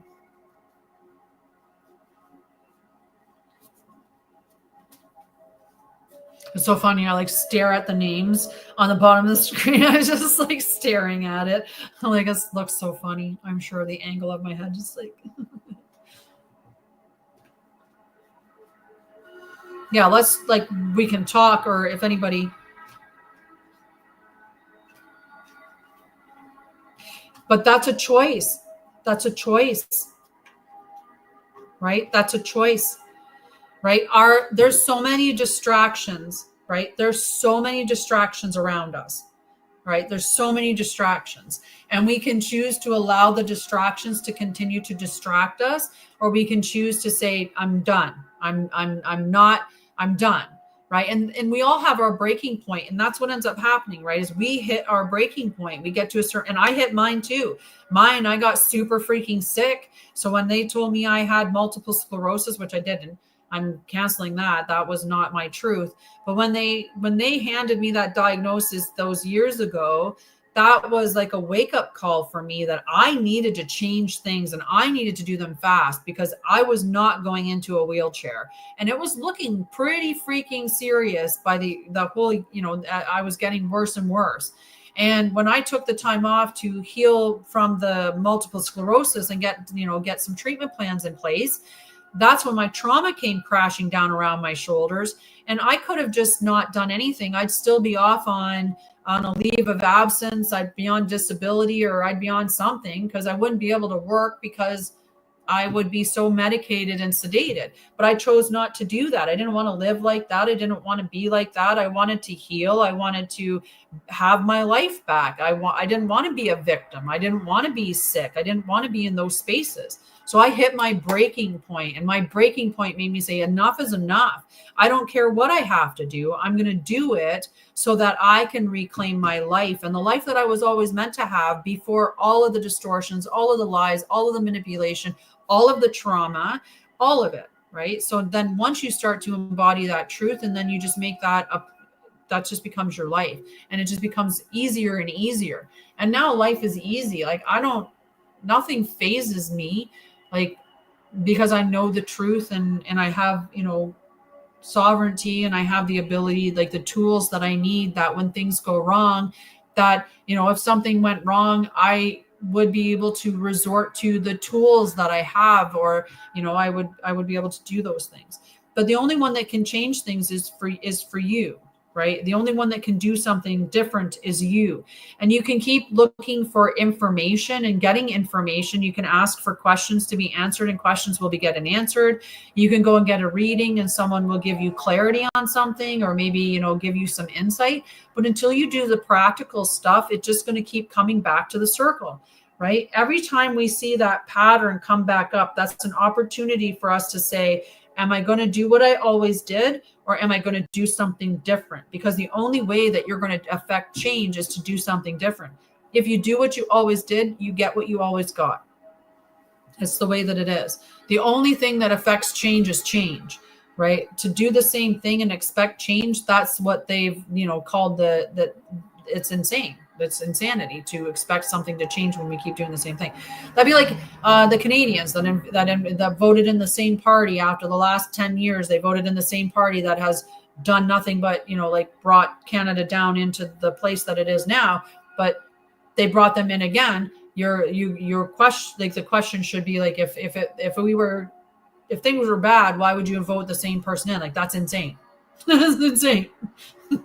Right? Like, why would you expect anything to be different in the country if you vote the same people in?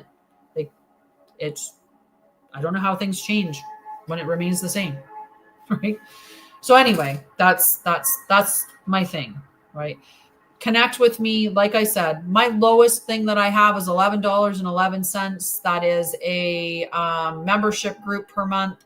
That's the Ascension Gateway. In the Ascension Gateway, you get, you know what? I'm going to do that right now. I'm going to bring up my page that I have on my membership groups. Where am I going to bring that?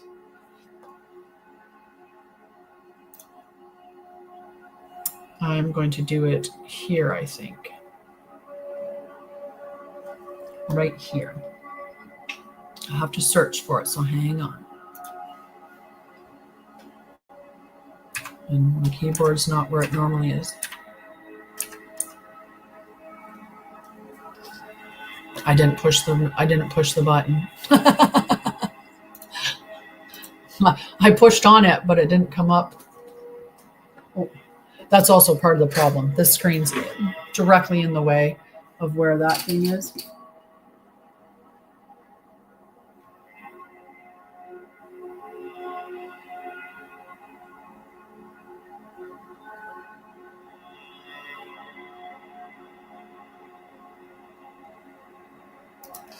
Okay, I was trying to do it without putting the whole word in, but it wasn't bringing me the one that I wanted with ease. I just scroll over here with my chair for a hot second. All righty.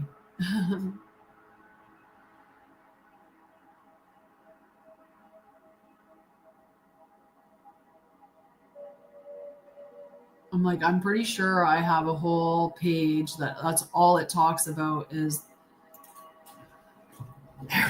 There we are. I hope this is the right one.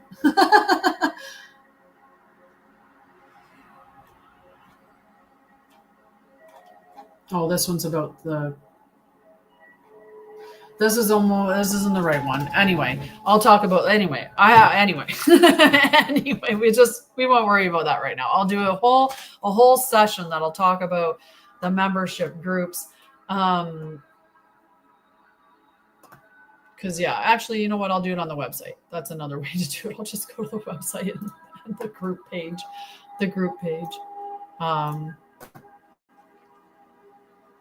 So then you'll know what the groups are. So we have 1111, the Ascension Gateway, which is tier 1. So in these tiers, as you advance to tier 2 and tier 3, you keep your lower 2 tiers. So if you're in the Ascension Gateway, you just have the Ascension Gateway. If you're in the Guardian Pathway, you get the Guardian Pathway and Ascension Gateway. And if you're in the Christic Mastery Circle, you get the Christic Mastery Circle, Guardian Pathway, and Ascension Gateway. So you get all 3. So these ones are tiered ones.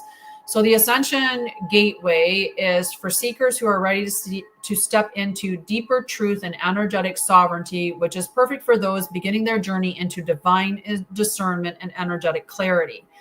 In this group, you get access to subscriber-only exclusive teachings, videos, and transmissions.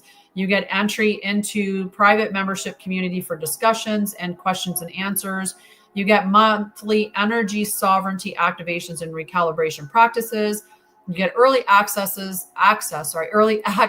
the Truth Will Set You Free podcast, Hidden Earth podcast, and those types of public teaching things. And you get discounts of 5% on any future courses and master classes. When you're in the Guardian Pathway class or course or membership group, that is for those who are ready to deepen their mastery and activate divine codes and integrate higher levels of protection and alignment. It is best for those that are committed to deeper training and shielding their energetic field.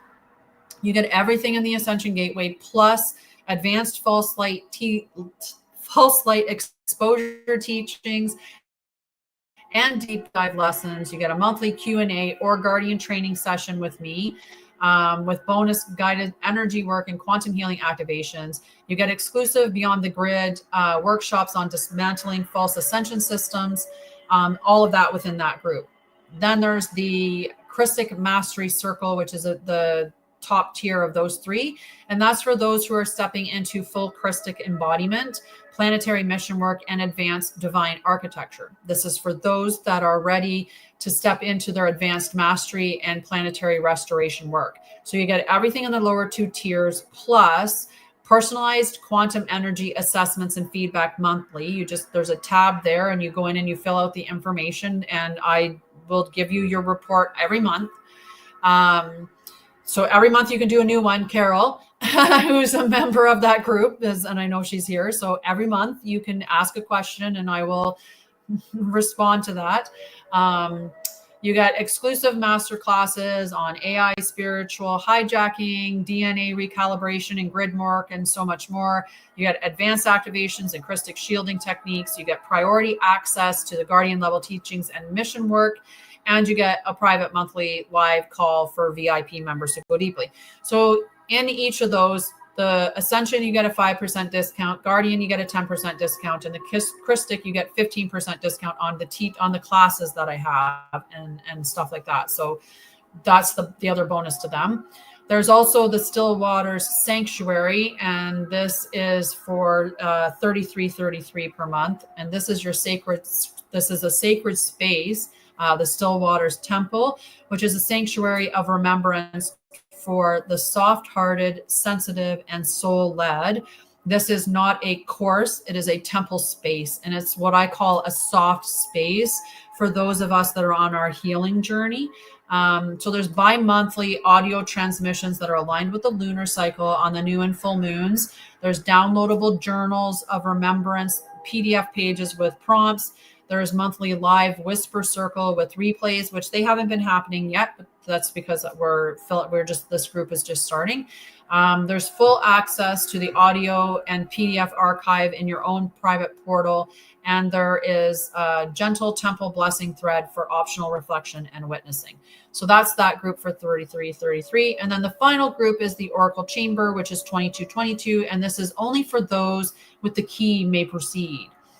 What lies beyond is for those who carry the resonance. This is a space of divine reverence, energetic protection, and soul activation. You get weekly encoded messages from Source. You get Oracle scrolls, PDFs, light codes, and audio keys.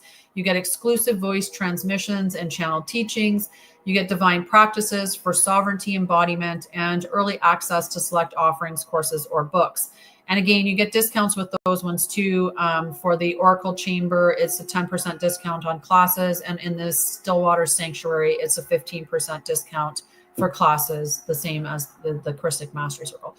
So those are the groups that I have on the website. So there's a bunch of different ones. And then there's all kinds of like individual stuff I do. And there's also the Bridge to Light program, which is on sale. I extended the sale. And this is 12 sessions, self-paced course to heal trauma, activate your light body, and align with your divine mission. It includes recorded teaching, activations, and integration support, plus a private membership group. We meet monthly in that group as a check-in. So everybody, whether they've done the live course with me or have done the standalone or self-paced courses of the recorded teachings, you still get access to me once a month to ask questions and to interact in that way. So it's a beautiful space. Within it, you get the 6-week or 12 sessions, immersive trauma healing and recalibration. There's recorded teachings with deep energy transmissions. There's shadow work and Christic light body alignment. There's planetary grid integration practices and continued integration after the courses end. There's a private course access page. There's downloadable practices and daily refinements. There's journals. There are meditations. There's so much stuff there, and you get a certificate of completion is available if you wish to have it. So yes, so there's all kinds of stuff that's available on the website to go deeper. That start, like I said, from 11/11, and there's also books and stuff that are on the website as well that may be beneficial to you depending on where you are within your healing journey. Yeah. And speaking of books, I have a new one published called A Voice That Remembers the Earth, and it's a beautiful, beautiful book. I suggest that you check it out. It'll be available on my website as an ebook, but it's available on Amazon.com and all Amazon. Sorry, it's available on Amazon worldwide. And tomorrow, the last book, not the last book, but the next book that's publishing, the next book is Sha'Ryah Teaches a Wolf to Meditate, which is another book in the series, The Unlikely Heroine Chronicles. So it follows the 4 friends, and it is book 3 in the series that is being published tomorrow. So perfect. Do check those out. Collect them for your children. I'm sure that they will enjoy them. I don't know. I'm just speaking now. All right. Does anybody have any other questions or anything that you wanted to talk about, or anything at all? Because if not, I'm going to jump off. Oh, yeah. Well, what I would rather teach you, Ash, is to allow you to see how to connect with your own guides and see what they have to say.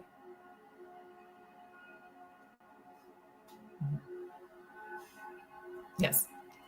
So there's lots of stuff available. I love you guys, and have a beautiful day. I will be back on Tuesday.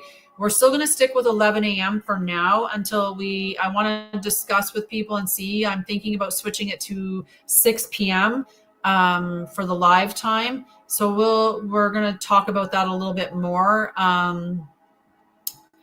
Either that, or we might look at doing it earlier, but we'll figure it out. I'm trying to figure out what the best time is for the people that are going to respond to the message that I'm sharing and stuff, like the people that want to really interact with the content that I'm sharing. So the evening has been kind of coming up as a possibility. So I've been thinking about switching it to 6 p.m. Eastern. And I'm just really polling the audience at this time. So if you're strongly opposed to 6 p.m. Or whatever, then, I can look at it at that point. But yeah, I might even just float it for a little bit. Like maybe the whole month of July, we'll do 6 p.m.s and see how it goes. I think that's probably what I'm going to do. Now that came up, that's like, yeah, I think we'll do that. In July, we'll switch to 6 p.m. and see how that goes. If that's a better time. And if not, then by August, we'll switch back to 11 and try 1 month of 6 p.m.s. All right. Well, I'll be back Tuesday at 11, unless I surprise you guys with a live. I might decide to do a live and do cards or something like that, and have another, maybe we'll do that on the weekend or something like that. But I'm going to let you go because I do have a booking this afternoon, and I want to get myself into a really good space and, clear my energy after the live, and also eat, but before I get ready. So I love you guys. If you need anything, go to my website, check it out, and I'll see you back here on Tuesday at 11, unless a surprise. Bye, guys. To the